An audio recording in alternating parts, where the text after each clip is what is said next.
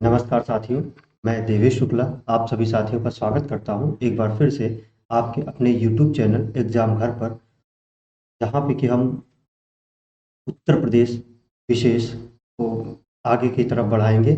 और जो आज का हमारा एक नया टॉपिक है, तो आज का हमारा नया टॉपिक होगा उत्तर प्रदेश की कला एवं संस्कृति।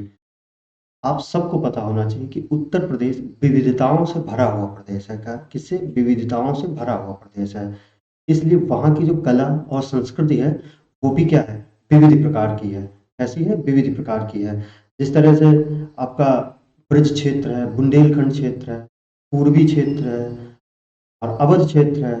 तो ये जो बघेलखंड क्षेत्र है, इन सभी जगहों की क्या है? अपनी-अपनी कलाएँ अलग हैं, अपनी-अपनी संस्कृति अलग है। कहीं पे किसी जगह पे जैसे पूर्वांचल में कोई नृत्य किया जा रहा है, किसी तरह अलग तरह का नृत्य किया जा रहा है। वहीं आप अवध क्षेत्र में देखेंगे तो दूसरी तरह का। ऐसे ही आप जो मेले हैं, उत्सव हैं और वहाँ की जो बोली, इवन बोलियाँ तक क्या हैं, थोड़ा-सा अलग हैं। तो उत्तर प्रदेश जो है, अपनी संस्कृति के लिए बहुत ही महत्वपूर्ण स्थान रखता है और बहुत ही विविधताओं से भरा हुआ है। तो आज का हमारा जो टॉपिक है, वो होगा उत्तर प्रदेश की कला एवं संस्कृति। तो शुरू करने से पहले आप सभी साथियों से निवेदन है कि सभी लोग वीडियो को लास्ट तक अवश्य देखें, तभी आप पूरी क्लास को समझ पाएंगे। और ये जो आपका कला और संस्कृति टॉपिक है, ये आपको 3 क्लासेस में मिलेगा, जिसकी कि आज पहली क्लास है। और तो सभी लोग वीडियो को लास्ट तक ज़रूर देखें। और जो भी आपके साथी उत्तर प्रदेश का जो एजीटीए आया है अभी एग्ज़ाम, एग्रीकल्चर टेक्निकल असिस्टेंट का उत्तर प्रदेश का जो री एग्ज़ाम होना है यूपीपी का, या फिर जो आरओ एआरओ का होना है, जो पीसीएस का होना है, तो इन सभी एग्ज़ामों के लिए ये जो उत्तर प्रदेश विशेष है, आपके एग्ज़ाम में बहुत बड़ा एक रोल प्ले करने वाला है। इसलिए सभी लोग इसको सही से देखें और अपने उन साथियों को ज़रूर शेयर करें जो भी इन सभी एग्ज़ाम की तैयारी कर रहे हैं। तो चैनल को सब्सक्राइब करना ना भूलें। यही आप सबका हमारे लिए प्यार है और हमारे लिए एक मोटिवेशन भी है कि हम आपके लिए और बेहतर कंटेंट ला सकें और अपनी तरफ से 100% दे सकें कि आपका जो एग्ज़ाम है वो हर हाल में क्रैक हो और आप सब मेहनत करते रहें। तो और अपने माँ-बाप को गौरवान्वित महसूस कराएँ, जिससे कि उन्हें भी फ़क्र हो कि हाँ, हमारा बेटा भी आज इस पोस्ट पे है या इस पद पे है। तो आज की क्लास को देखेंगे। हमारा जो उत्तर प्रदेश है उसमें कला और संस्कृति किस प्रकार की है और जो ऐतिहासिक है, जैसे आपका मुगल काल हो गया, आपका जहांगीर के समय में कौन-कौन सी चीज़ें जो स्थापत्य कला है उसमें कौन-कौन सी चीज़ें बनाई गई उत्तर प्रदेश में, तो हम उस हिसाब से पूरा आपका आधुनिक काल और इन सभी कालों को लेकर के स्टार्टिंग से शुरू करेंगे और अंत तक अपने आधुनिक काल तक आएँगे। उसके बाद में हम देखेंगे कि उत्तर प्रदेश के लोकगीत, उत्तर प्रदेश के लोक नृत्य, उत्तर प्रदेश के जो प्रमुख मेले और जो महोत्सव हैं, इन सबको देखेंगे अपनी 3 क्लासेस में। आज की अपनी जो पहली क्लास है कला और संस्कृत को लेकर के, वो हम यहाँ पे शुरू करें।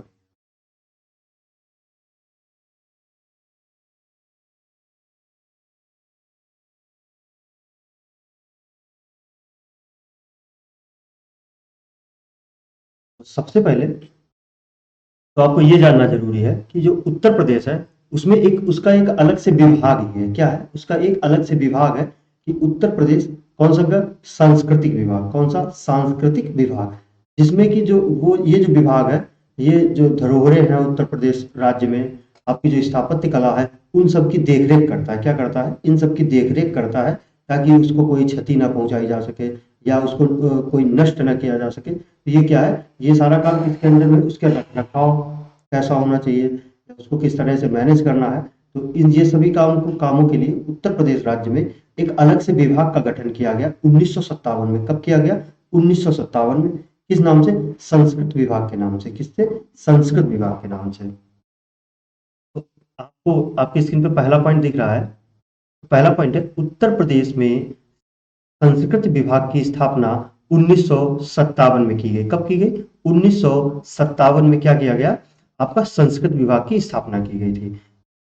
आपसे डायरेक्ट एग्जाम में क्वेश्चन पूछ लेगा कि उत्तर प्रदेश राज्य में जो संस्कृत विभाग है उसकी स्थापना कब की गई थी, तो आपको बताना है कि उत्तर प्रदेश में संस्कृत विभाग की स्थापना कब की गई थी? आपकी 1957 में की गई थी। अगला पॉइंट है जो संगीत की बाइबल है, क्या? संगीत की बाइबल, इसे किस किस जो पुस्तक है उसको कहते हैं? तो ये जो है आपका क्या है? नाट्य शास्त्र। इसे नाट्य शास्त्र जो है इसे हम संगीत की बाइबल कहते हैं। क्या कहते हैं इसे? संगीत की बाइबल कहते हैं किसको? जो नाट्य शास्त्र। अच्छा, इसके लेखक कौन है नाट्य शास्त्र के? तो इसके लेखक हैं भरत मुनि। कौन? भरत मुनि। तो भरत मुनि जी हैं, वो इस नाट्य शास्त्र के क्या हैं? लेखक हैं। भरत मुनि नाट्य शास्त्र के क्या हैं? लेखक हैं। अगला देखें, अगला पॉइंट है आपका, और ये जो हम आपको लिए पॉइंट बना करके लाए हैं, ये आपके एग्जाम में कहीं ना कहीं आए हुए हैं और बहुत ही महत्वपूर्ण है। हमने ये जो पॉइंट है ये आपके जो प्रीवियस ईयर पेपर्स हैं उनमें से देखें कि आप जो यूपी ट्रिपल एस सी अपने एग्जाम्स में पूछता है, तो वहां से जो अमीर खुसरो साहब हैं इन्होंने किसका आविष्कार किया था? सितार एवं तबले का। तो अमीर खुसरो हैं, इन्होंने किसका आविष्कार किया? सितार एवं तबले का। तो अमीर खुसरो ने सितार एवं तबले का क्या किया? आविष्कार किया था अमीर खुसरो जी ने। एक काम इन्होंने और किया था, जो ख्याल गायन शैली, कौन सी गायन गायन शैली? ख्याल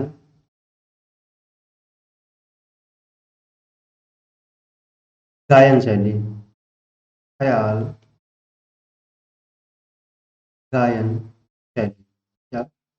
ख्याल गायन शैली। ख्याल जो गायन शैली है, इसका भी इसको भी विकसित किसने किया था? विकसित कह लीजिए या इसका आविष्कार कह लीजिए, इसको किसने किया था? इसे भी इसे भी किसने किया था? अमीर खुसरो साहब ने। जो अमीर खुसरो साहब थे, इन्होंने जो ख्याल गायन शैली है इसका भी विकास इन्होंने ही किया था। तो आप अमीर खुसरो से दो चीजें याद रखेंगे, इन्होंने तबले और सितार का आविष्कार किया, और जो ख्याल गायन शैली है इसके भी विकास में इनका महत्वपूर्ण योगदान रहा। आगे देखेंगे, उत्तर प्रदेश में प्रमुख सांस्कृतिक संस्था। जो उत्तर प्रदेश है उसमें जो मुख्य रूप से जो सांस्कृतिक संस्थान है वो कौन कौन है? तो इसमें हम सबसे पहला देखेंगे भातखंडे संगीत संस्थान। क्या? भातखंडे संगीत संस्थान। इसकी स्थापना होती है कब? तो इसकी स्थापना होती है 15 जुलाई 1926 में। कब होती है? 15 जुलाई 1926 में भातखंडे संगीत संस्थान की स्थापना होती है। और ये कहाँ पर है स्थापित है? तो यह है आपका लखनऊ में। कहाँ पे? लखनऊ, नवाबों के शहर लखनऊ में क्या है? भातखंडे संगीत संस्थान जो है वो हमारा लखनऊ में स्थित है। और 15 जुलाई 1926 को इसकी स्थापना होती है। किसके द्वारा होती है? तो इसमें प्रयास होता है पंडित विष्णु नारायण। कौन? पंडित विष्णु नारायण। विष्णु नारायण। पंडित विष्णु नारायण जी के प्रयासों से क्या होता है? इस भातखंडे संगीत संस्थान की स्थापना होती है 15 जुलाई 1926 को। कब होती है? 15 जुलाई 1926 को। लेकिन जब इसकी स्थापना हुई थी तब इसका नाम कुछ और था। इसका नाम भातखंडे संगीत संस्थान नहीं था। तो इसका नाम क्या था? इसका नाम था आपका marriage college of Hindustani music. क्या नाम था इसका? Marriage college of Hindustani music. Marriage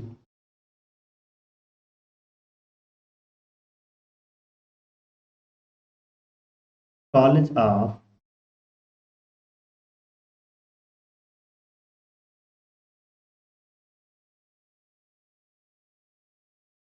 Hindustani music. जब इसकी स्थापना हुई थी 1926 में पंडित विष्णु नारायण के प्रयासों से, उस समय पे स्थापना के समय इसका क्या नाम था? Marriage college of Hindustani music. क्या नाम था? Marriage college of Hindustani music. फिर क्या होता है 1960 में? कब? आप टाइमलाइन देखिएगा 1960 में। 1960 में क्या होता है? एक बहुत बड़े हमारे जो गायक या कलाकार थे, क्या उनसे? भातखंडे जी। कौन थे? भातखंडे। तो उनकी जन्म शताब्दी मनाई जा रही थी। क्या? उनकी जन्म शताब्दी मनाई जा रही थी। और उसी जन्म शताब्दी में ये निर्णय लिया गया कि ये जो marriage college of Hindustani music है इसका नाम बदलकर क्या रखेंगे? भातखंडे संगीत संस्थान रखेंगे। और किसके नाम पे? जो भातखंडे जी थे उनके नाम पर क्या नाम इसका पड़ा? भातखंडे संगीत संस्थान। क्या नाम पड़ा? भातखंडे संगीत संस्थान।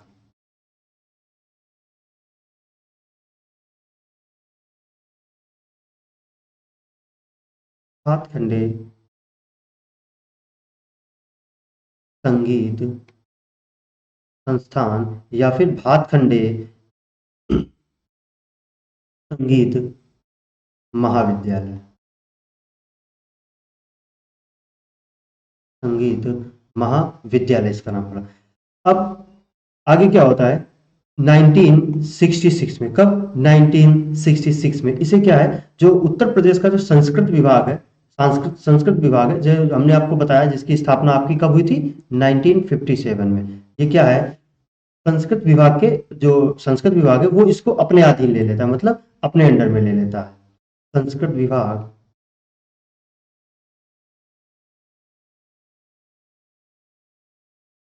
संस्कृति विभाग के अधीन आ जाता है, के अधीन आ गया। ये क्या, कब? 1966 में। आगे क्या होता है आपका? 24 अक्टूबर 2000 में, 24 अक्टूबर 2000 में इसे क्या है, इसको क्या कौन सा दर्जा दिया? इसे महाविद्यालय का दर्जा दिया जाता है। किसका? महाविद्यालय का।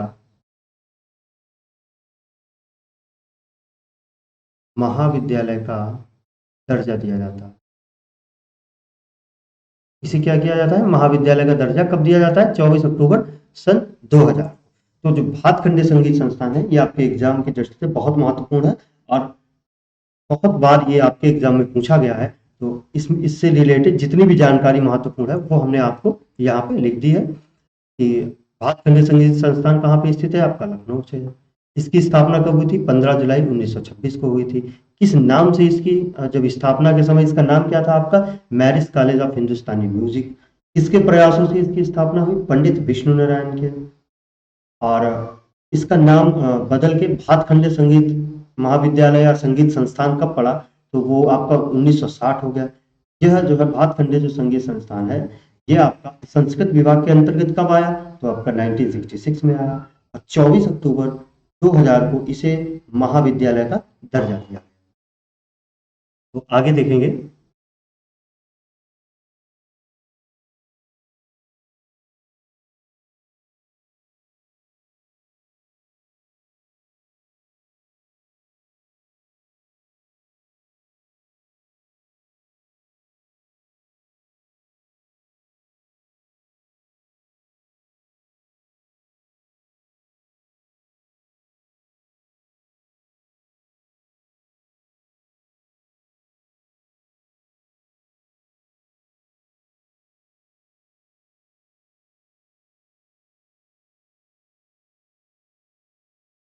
आगे देखेंगे हमारा क्या है।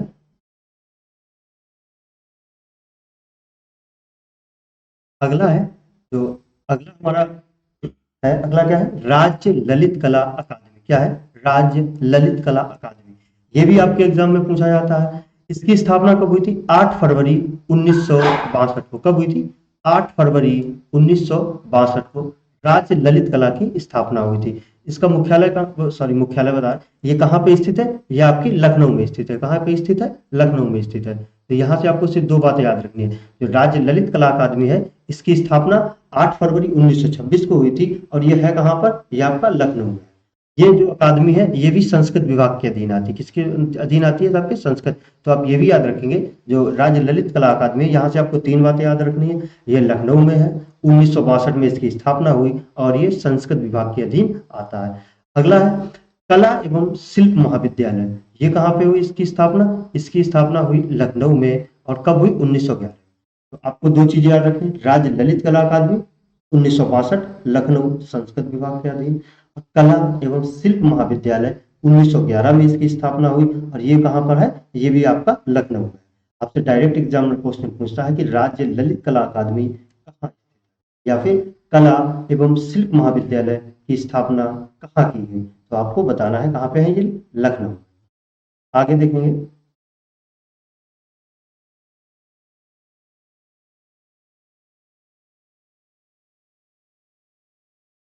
अगला है हमारा उत्तर प्रदेश में स्थापत्य कला। क्या? उत्तर प्रदेश में स्थापत्य कला।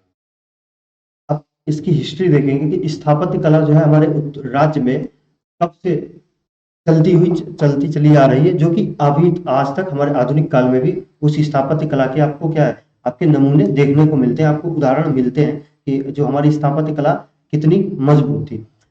सबसे प्राचीन अवशेष अगर आप देखेंगे स्थापत्य कला के उत्तर प्रदेश में, तो हमें कहाँ से मिलते हैं? मौर्य काल से मिलते हैं। कहाँ से मिलते हैं आपको? मौर्य काल से मिलते हैं।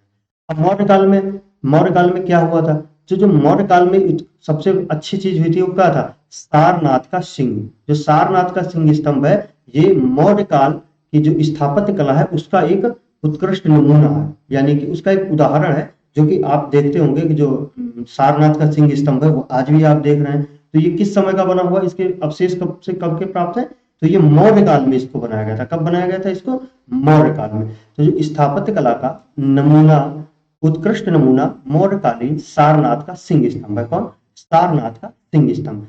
ये जो सारनाथ का सिंह स्तंभ है, इसे क्या मानते हैं? इसे जो है बुद्ध का प्रथम, बुद्ध के जो महात्मा बुद्ध ने जो प्रथम उपदेश दिया था, उसका इसे क्या मानते हैं? स्मारक मानते हैं। क्या मानते हैं? स्मारक मानते हैं। किसे? आपको जो सारनाथ का सिंह स्तंभ है, इसे महात्मा बुद्ध के प्रथम उपदेश का स्मारक मानते हैं। अगला पॉइंट है इसके बारे में, सिंह के मस्तक पर महाधर्म चक्र स्थापित था, जिसमें 32 तीलियां थीं या हैं। 32 तीलियां हैं। तो सिंह के मस्तक पर क्या स्थापित है? महाधर्म चक्र। क्या? महाधर्म चक्र। इसमें तीलियां कितनी थी? 32 तीलियां। कितनी? 32 तीलियां। तो ये आप जो है सारनाथ के सिंह स्तंभ है, इसके बारे में याद रखेंगे। अगला पॉइंट है, उत्तर प्रदेश में प्राप्त अशोक के स्तूपों में सर्वाधिक महत्वपूर्ण धर्मराज का स्तूप है। कौन सा? धर्मराज का स्तूप। उत्तर प्रदेश में जो अशोक के स्तूप पाए गए हैं, उसमें से सबसे महत्वपूर्ण आपका कौन सा स्तूप है? उसका नाम है आपका धर्मराज का स्तूप। कौन सा? धर्मराज का स्तूप। अब आगे देखेंगे कि महात्मा जो बुद्ध थे, बुद्ध के प्रमुख स्तूप कौन कौन से थे, जो कि हमारे एग्जाम के लिए महत्वपूर्ण है, इनको देखेंगे।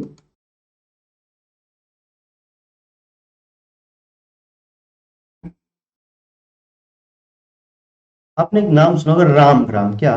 रामग्राम।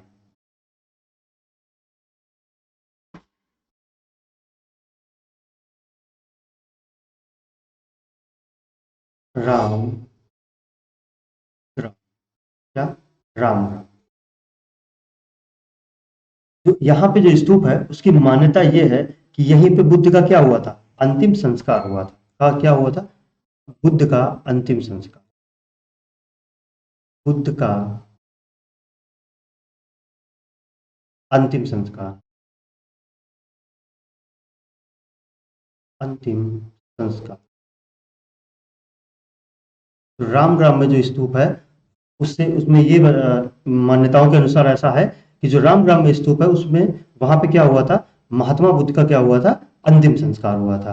तो इससे सिर्फ इतना आपको याद रखना है रामग्राम के बारे में, कि जो वहां पे एक स्तूप है, उसमें क्या है कि उसमें ऐसा माना जाता है कि जो बुद्ध का जो अंतिम संस्कार है महात्मा बुद्ध का, वो वही रामग्राम में हुआ था। आपका अगला है कपिल वस्तु। क्या? कपिल वस्तु। कपिल वस्तु में जो स्तूप है, उसकी क्या खासियत है? उसमें माना जाता है कि यहाँ पे क्या है, जो महात्मा बुद्ध के जो अस्थियों के अवशेष थे, उसके ऊपर ये स्तूप बनाया गया। किसके ऊपर? जो कपिल वस्तु में अवशेष स्तूप है, ऐसा माना जाता है बौद्ध मान्यताओं के अनुसार कि जो उनके अस्थियों के जो अवशेष थे, उसके ऊपर ये बनाया गया है।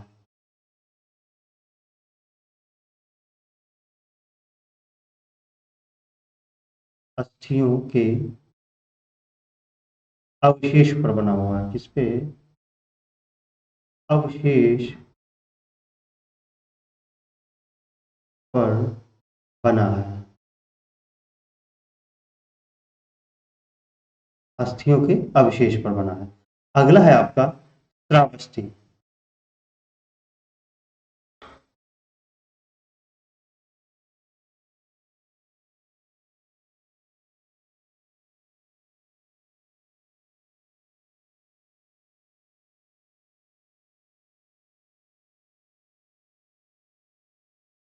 अगला है आपका श्रावस्ती।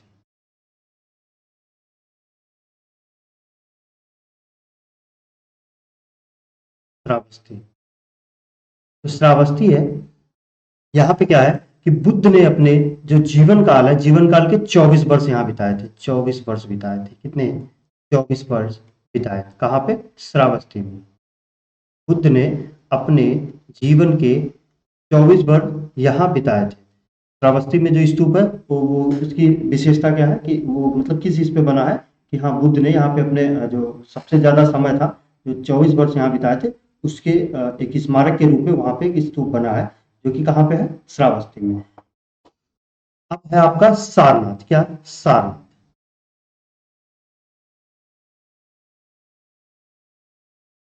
सारनाथ में कौन कौन सा स्तूप है? तो सारनाथ में आपका है चौखंडी स्तूप। कौन सा?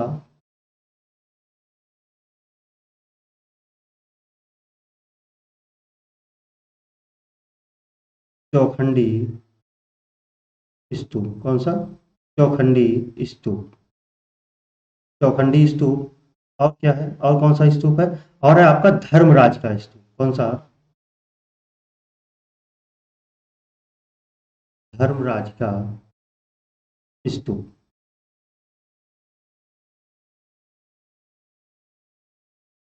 धर्मराज का स्तूप ये कहाँ पे है? ये भी आपका कहाँ पे है? सारनाथ में। चौखंडी स्तूप और धर्मराज का स्तूप। अब हमने आपको ऊपर ये देखिए, ऊपर यही बताया था कि उत्तर प्रदेश में प्राप्त अशोक के स्तूपों में सर्वाधिक महत्वपूर्ण कौन सा स्तूप है? धर्मराज का स्तूप। ये कहाँ पे है आपका? ये आपका सारनाथ में।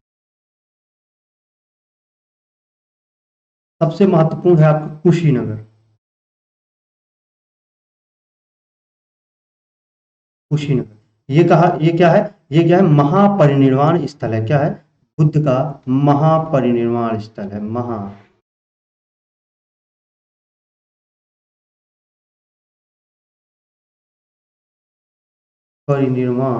स्थल क्या है? महापरिनिर्वाण स्थल है, यानी कि यहाँ पे इनका क्या हुआ था? देहांत हुआ था, देहावसान हुआ था, या फिर इनकी मृत्यु हुई थी। उसे क्या कहा गया? बौद्ध, उसमें बौद्ध धर्म में महापरिनिर्वाण। बुद्ध के आपने प्रमुख बौद्ध स्तूप देखे कौन? रामग्राम, कपिलवस्तु में, श्रावस्ती में, सारनाथ में और कुशीनगर। आगे देखेंगे।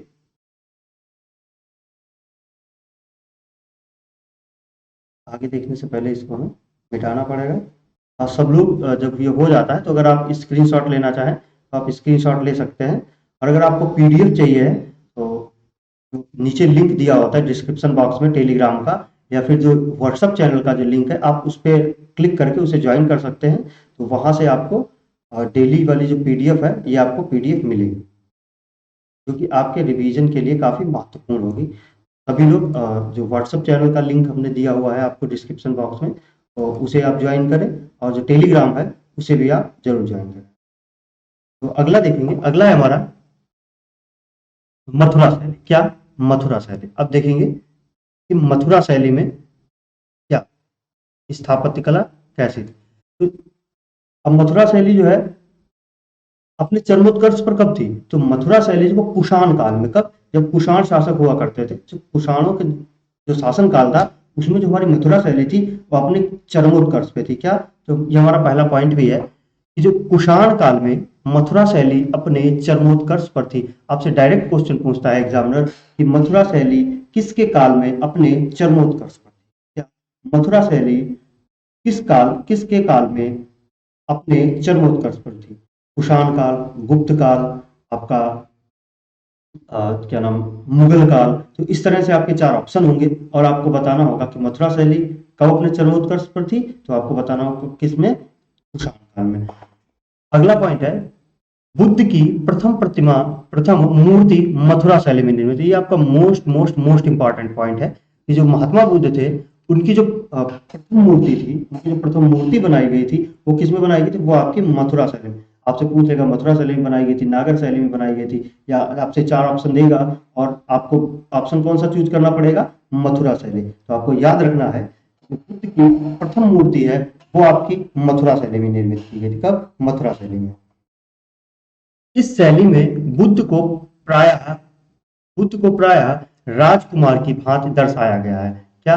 बुद्ध को प्रायः राजकुमार की भांति दर्शाया गया, किसमें? मथुरा शैली में। अगर आपसे पूछे कि महात्मा बुद्ध को किस शैली में राजकुमार की भांति दर्शाया गया है, तो आपको बताना है मथुरा शैली में महात्मा बुद्ध को राजकुमार की भांति दर्शाया गया है।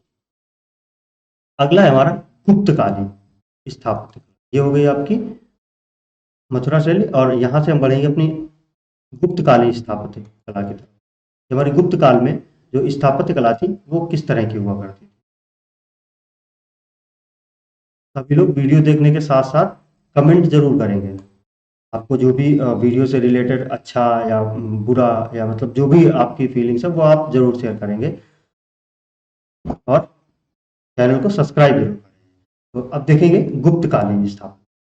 उत्तर प्रदेश में गुप्तकालीन, हम पूरे भारत में नहीं देख रहे हैं, हम सिर्फ उत्तर प्रदेश का देखें तो हम देखेंगे उत्तर प्रदेश में गुप्तकालीन स्थापत्य। तो पहला पॉइंट है, मंदिर निर्माण की प्रक्रिया का आरंभ गुप्त काल में हुआ। ये बहुत महत्वपूर्ण है कि उत्तर प्रदेश में जो आपका मंदिर निर्माण की प्रक्रिया है वो किस काल से शुरू हुई, किस काल से उसका आरंभ हुआ, शुरुआत हुई। तो आपका कब, कहां से शुरुआत हुई? आपके गुप्त काल से।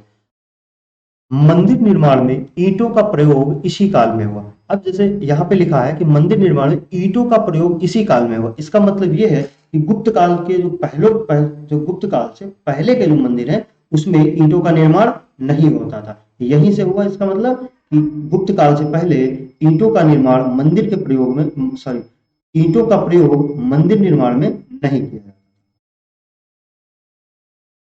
अब गुप्त काल में गुप्त कालीन स्थापत्य कला द्वारा निर्मित कुछ मंदिर हैं। उत्तर प्रदेश, ये नीचे है, अभी आपको बताएंगे। उत्तर प्रदेश में मध्यकालीन स्थापत्य कला की शुरुआत सिकंदर लोधी द्वारा स्थापित आगरा नगर से हुई। अब देखिए, जो आपका स्थापत्य कला का जो पहले गुप्तकालीन, अब इसके बाद में आपका आ जाता है मध्यकालीन स्थापत्य कला। कौन सा? मध्यकालीन स्थापत्य कला। तो जो मध्यकालीन स्थापत्य कला का जो आपको उदाहरण मिलता है, इसको शुरू किसने किया? सिकंदर लोधी के द्वारा शुरू किया गया।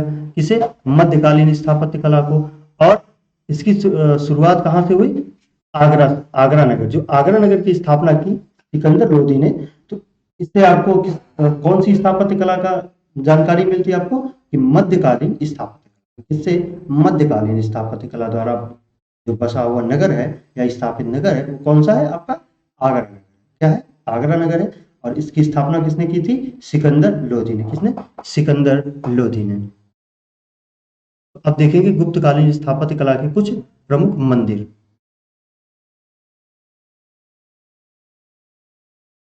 पहला है आपका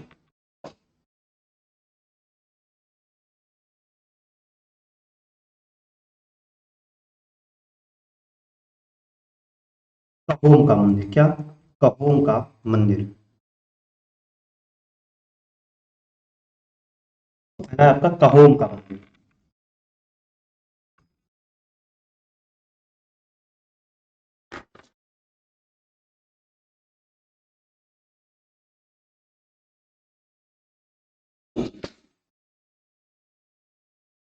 कहोम का मंदिर। तो कहोम के मंदिर के बारे में ज्यादा नहीं जानना है, बस आपको इतना जानना है कि इसका निर्माण किसने कराया था। तो जो कहोम का मंदिर है इसका निर्माण आपका कराया था किसने? तो इसका निर्माण आपका कराया था स्कंदगुप्त के शासनकाल में हुआ। कब हुआ था? स्कंदगुप्त के शासनकाल में।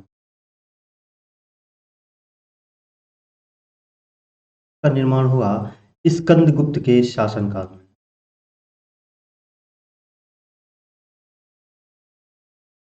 स्कंदगुप्त के शासनकाल में इसका निर्माण हुआ।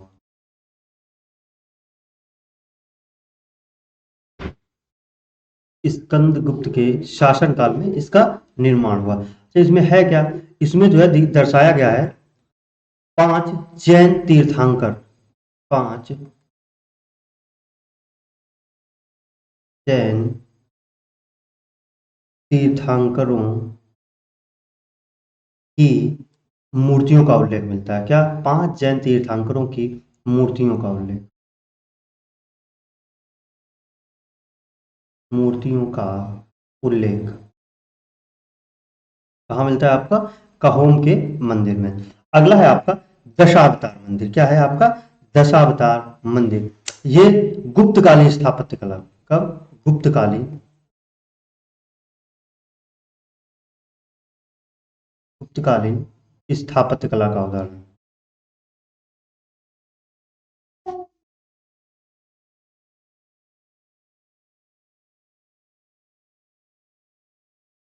ये आपका गुप्तकालीन स्थापत्य कला का उदाहरण है। ये स्थित कहाँ पे आपका देवगढ़ में, कहाँ पर, देवगढ़ में, देवगढ़ में स्थित है। ये क्या है, ये उत्तर प्रदेश का प्रथम मंदिर है जिसमें शिखर का निर्माण किया गया था। सबसे महत्वपूर्ण, उत्तर प्रदेश ने, उत्तर भारत का, उत्तर भारत का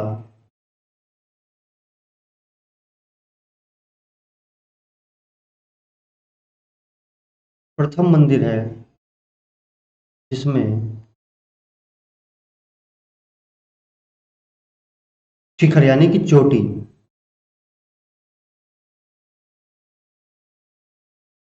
शिखर का निर्माण हुआ, शिखर का निर्माण किया गया, निर्माण किया गया।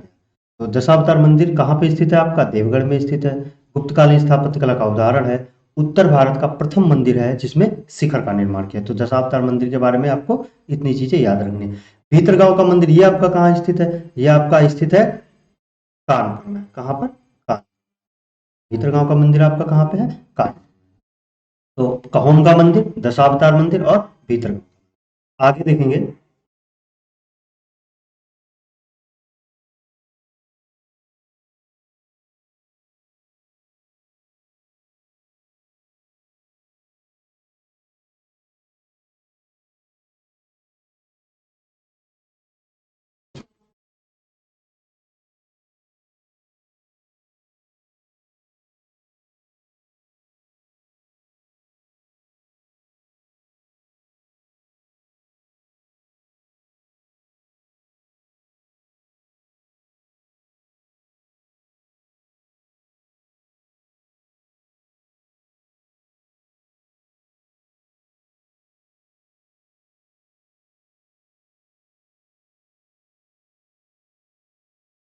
आगे देखिए अपनी अगली स्लाइड को।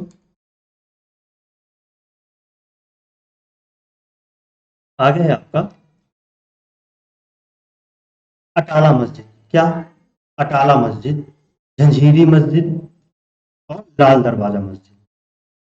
अटाला मस्जिद, जंजीरी मस्जिद और लाल दरवाजा मस्जिद। अटाला मस्जिद, जंजीरी मस्जिद और लाल दरवाजा मस्जिद, ये किस कला के उदाहरण है आपके, किस स्थापत्य कला, तो ये आपके सरकी शैली, कौन सी,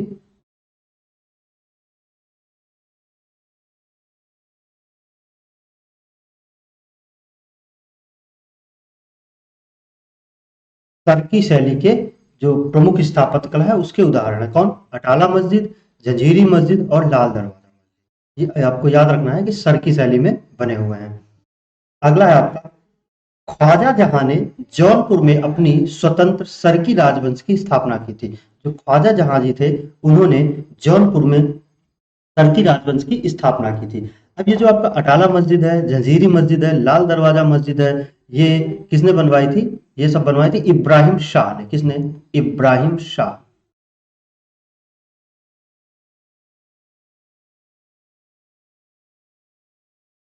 इब्राहिम शाह। यहाँ पे आपने देखा। अब आगे देखेंगे, आगे हम देखेंगे आपके साथ में मिलकर के मुगल काल में स्थापत्य कला की। मुगल काल जब चल रहा था तो उस समय पे हमारे प्रदेश में स्थापत्य कला क्या, तो मुगल काल में स्थापत्य कला में देखेंगे जो अकबर और जो शाहजहां का शासन काल है वो प्रदेश, इस शासन काल में क्या हुआ, प्रदेश में स्थापत्य कला का विकास हुआ। क्या हुआ, अकबर व शाहजहां के शासन काल में प्रदेश की स्थापत्य कला का विकास हुआ। तो मुगल काल में जो बादशाह हुए कौन, अकबर और शाहजहां, इनके जो शासन काल में है आपका स्थापत्य कला का विकास हुआ। 1528 में आगरा में आराम बाग का निर्माण, इसमें आराम बाग का निर्माण। अब क्वेश्चन है, प्रश्न आपसे पूछता है एग्जामिनर कि आराम बाग कहाँ स्थित है, आराम बाग कहाँ स्थित है, तो आराम बाग कहाँ स्थित है आपका, आगरा में स्थित है। इसका निर्माण किस विधि से हुआ है, ज्यामितीय विधि से हुआ। किस विधि से हुआ है आपका? ज्यामितीय विधि से हुआ है। इसका निर्माण करवाया किसने है? तो इसका निर्माण करवाया आपका बाबर ने। किसने? बाबर ने।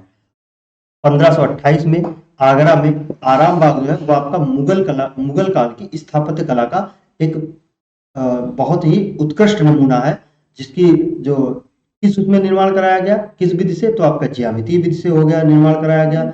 और इसकी है कहाँ पे? ये आगरा में है। किसने कराया? आपका बाबर ने कराया। तो याद रखेंगे आरामबाग।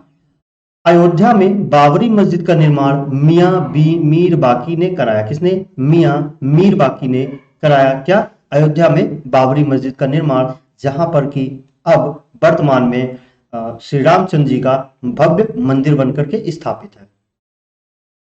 अगला है आगरा और इलाहाबाद के किले का निर्माण अकबर ने कराया। अगर आपसे पूछे कि जो आगरे का किला है, जो आगरा का किला है, इसका निर्माण किसने कराया? अकबर ने। और जो इलाहाबाद का किला है, इसे इसका भी निर्माण किसने कराया? आपका अकबर ने कराया था।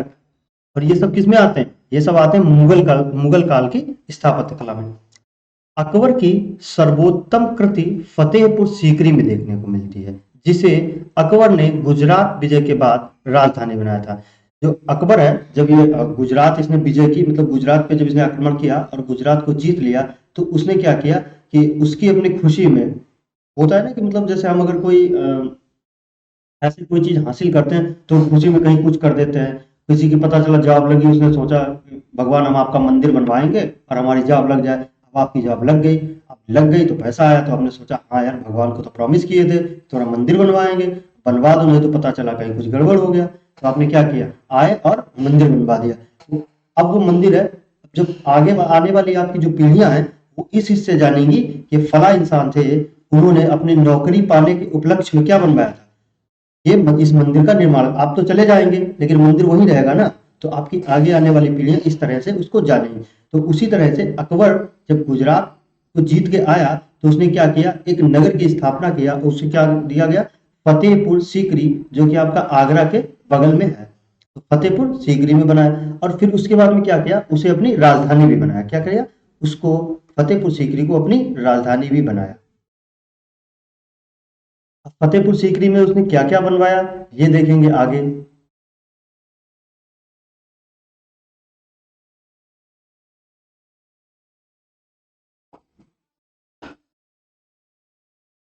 ये आपका आ जाता है जहांगीर के समय में। क्या? जहांगीर के समय की जो स्थापत्य कला है उसके बारे में। तो सबसे इसमें महत्वपूर्ण है आपका एतमाद उद दौला का मकबरा। क्या है?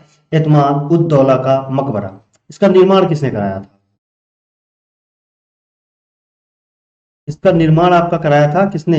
नूरजहां ने। किसने? नूर जहां ने। किसने कराया था आपका? नूरजहां ने। कब करवाया था? 1626। कब? 1626। और एक आपसे बहुत महत्वपूर्ण पूछता है कि पित्रादुरा शैली, और किस शैली में? पित्रादुरा शैली। पित्रादुरा शैली। पित्रादुरा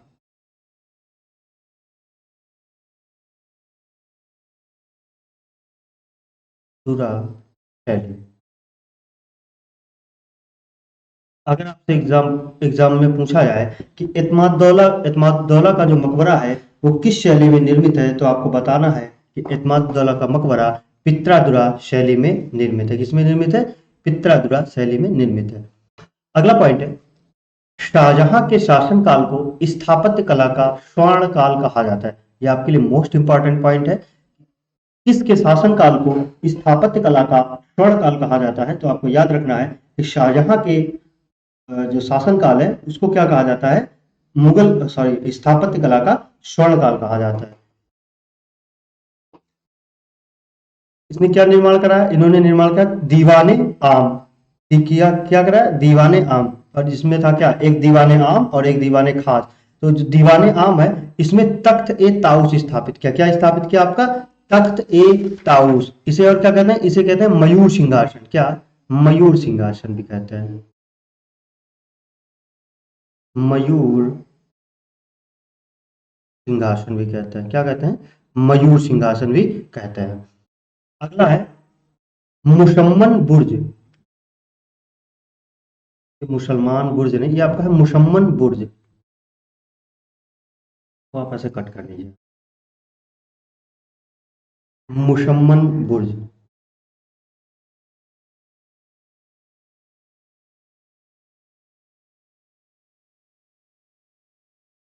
मुशम्मन बुर्ज, ये क्या है? ये एक 6 मंजिला इमारत है।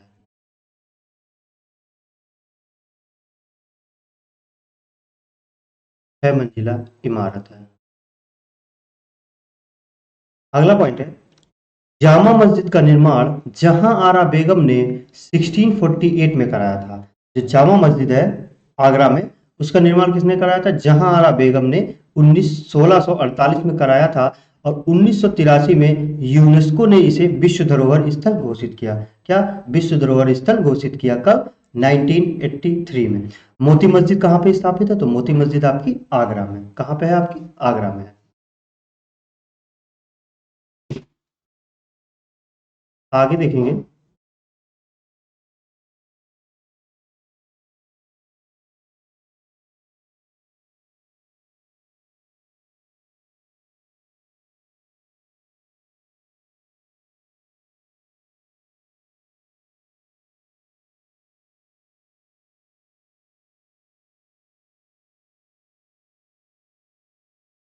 यहाँ इस स्लाइड में हम देखेंगे कि फतेहपुर सीकरी में कौन कौन सी महत्वपूर्ण चीजें हैं।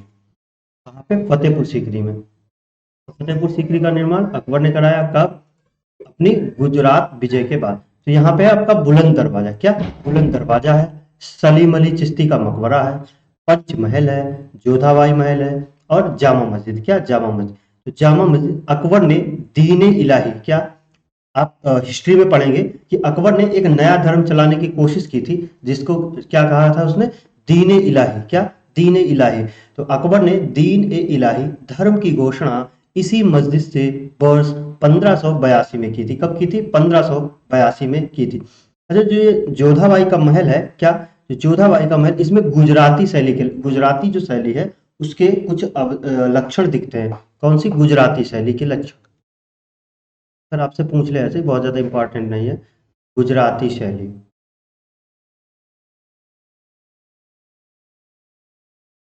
गुजराती शैली के लक्षण इसमें दिखते हैं। और जो सलीम अली चिश्ती का मकबरा है, ये है सीपियों, इसमें जो स्तंभ बने हैं वो सीपियों से बने हैं। किससे हैं? सीपियों से बने स्तंभ पाए जाते हैं। सीपियों से बने स्तंभ पाए जाते हैं। आगे देखेंगे, अकबर ने दीन इलाही धर्म की घोषणा कहाँ से की थी? जामा मस्जिद से। कब? 1582 में। अगला है हमारा,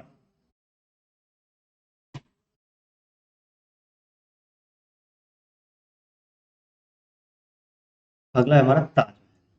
क्या? ताजमहल। ताजमहल के बारे में तो आप सब जानते होंगे। प्यार की बहुत बड़ी निशानी माना जाता है। क्या? ताज।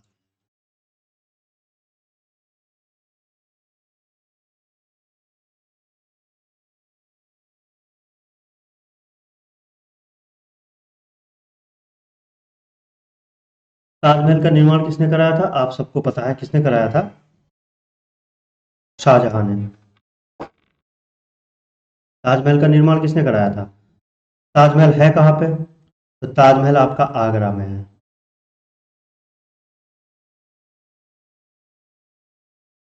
ताजमहल आपका कहाँ पे स्थित है? आगरा में।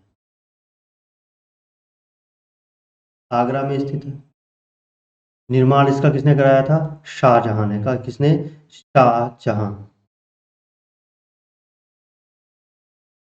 शाहजहां ने निर्माण इसका कराया, आपका शाहजहां ने।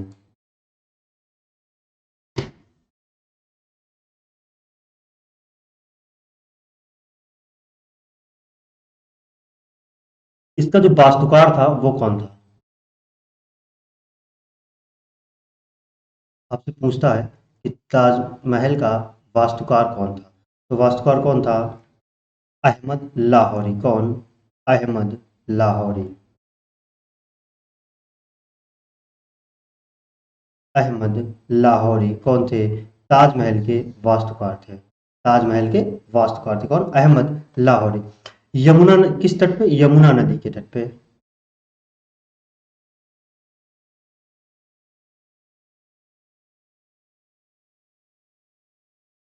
यमुना नदी के तट पर बसा है।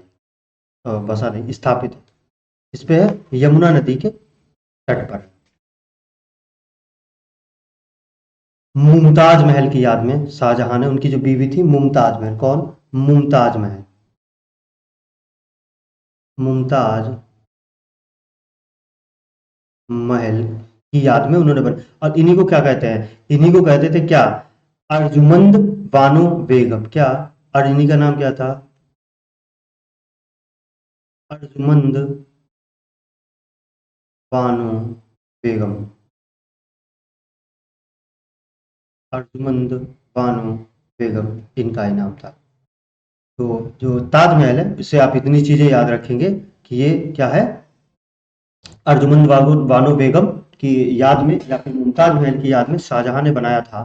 इससे याद रखेंगे कि ये विश्व यूनेस्को की विश्व धरोहर में शामिल है। और इसको कब शामिल किया गया था यूनेस्को की विश्व धरोहर में? 1983 में।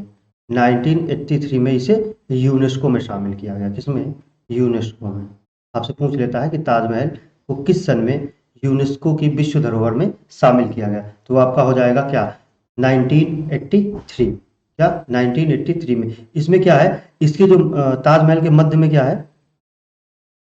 इसमें क्या है आपकी? मुमताज महल और शाहजहां की क्या है? कब्र है। क्या है? आपकी मुमताज महल और शाहजहां की कब्र है। तो याद रखेंगे कि कब्र है इनकी इसमें। तो आगे बढ़ेंगे। आप सब स्क्रीनशॉट ले लीजिए अगर लेना चाहते हैं।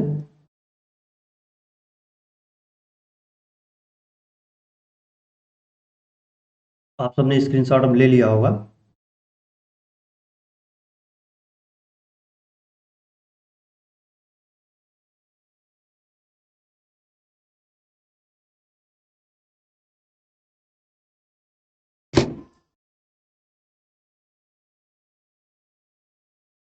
अगला है हमारा आधुनिक काल में स्थापत्य कला। क्या? आधुनिक काल में स्थापत्य कला आपका क्या है? बड़ा इमाम बाड़ा, छोटा इमाम बाड़ा, रूमी दरवाजा, और ये तीनों कहाँ स्थित हैं? ये तीनों आपके स्थित हैं कहाँ पे? लखनऊ में। कहाँ पे? लखनऊ में।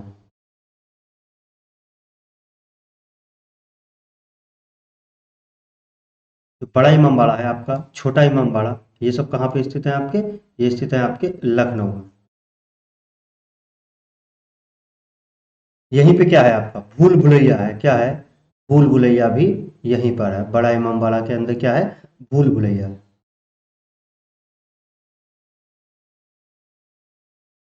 भूल भुलैया। भूल भुलैया कहाँ पर है? आपका लखनऊ में है।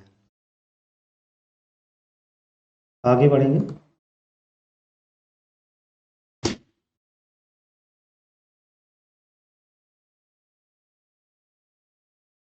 तो यहीं तक आज हमारी क्लास रहेगी। और आगे का जो है हम अपनी अगली क्लास में अ, देखेंगे जो भी है। तो इसी के साथ में हम अपनी क्लास को यहीं पर रोकेंगे। और सब आप सभी का धन्यवाद कि आप सब क्लास से जुड़े रहें लास्ट तक। और आप सबसे एक बार फिर से निवेदन है कि आप सभी चैनल को सब्सक्राइब करें और अपने दोस्तों में वीडियो वीडियो को शेयर करें, ताकि उन्हें भी इन क्लासेस का लाभ मिल सके।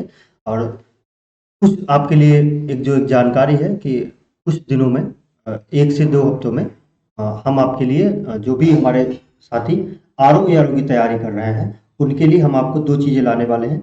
एक तो आपका जो हिंदी है, जो आपके 60 नंबर की आती है, हिंदी हिंदी का आपको जो प्रैक्टिस सेट लाएँगे, वो आपके डेली बेसिस पे आपको डेली एक हिंदी का प्रैक्टिस सेट हम आपको कराएँगे और उसका सॉल्यूशन भी हम आपको कराएँगे कि उसमें जो ऑप्शन है, ऑप्शनों से आपको ज़्यादा से ज़्यादा आपको जानकारी देने की कोशिश करेंगे।